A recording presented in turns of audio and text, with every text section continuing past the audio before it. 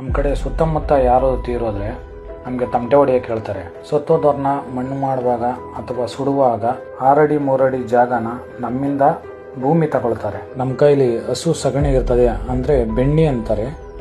ಅವ್ರ ಕೈಲಿ ವಿಳ್ಳೆದೆಲೆ ಅಡಿಕೆ ಅದ್ರ ಮೇಲೆ 11 ರೂಪಾಯಿ ಅಥವಾ 101 ರೂಪಾಯಿ ದುಡ್ಡಿಟ್ಟು ಭೂಮಿನ ನಮ್ಮಿಂದ ಕೊಂಡ್ಕೊಳ್ತಾರೆ. ಇದನ್ನ ಯಾಕೆ ಮಾಡ್ತಾರೆ ಅಂತ ಅಂದ್ರೆ ಹೊಲದ ಒಡೆಯ ಅಂತ ಹೇಳಿ. ಅಂದ್ರೆ ಹಿರಿಯರ ಪ್ರಕಾರ ಈ ಭೂಮಿ ಒಲೆಯನಿಗೆ ಸೇರಿದ್ದು ಅಂತ ಅರ್ಥ. ಆದ್ರೆ ನಮ್ಮ ಒಲೆಯರಲ್ಲಿ ಅತಿ ಹೆಚ್ಚು ಆಸ್ತಿ ಯಾರ ಹತ್ರನೂ ಇಲ್ಲ.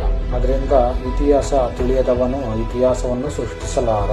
ಇತಿಹಾಸ ಏನ್ ಹೇಳ್ತದೆ ಅಂತ ಅಂದ್ರೆ SC ST OBC ಮೂಲ ನಿವಾಸಿಗಳು ಅಲ್ಪಸಂಖ್ಯಾತರು ಆಸ್ತಿ ಇಟ್ಕೊಳ್ಳುವಾಗಿರಲಿಲ್ಲ, ಓದು ಬರಹ ಕಲಿಯುವಾಗಿರಲಿಲ್ಲ, ಊರಿನೊಳಗೆ ಹೋಗುವಾಗಿರಲಿಲ್ಲ, ನೀರು ಕುಡಿಯುವಾಗಿರಲಿಲ್ಲ.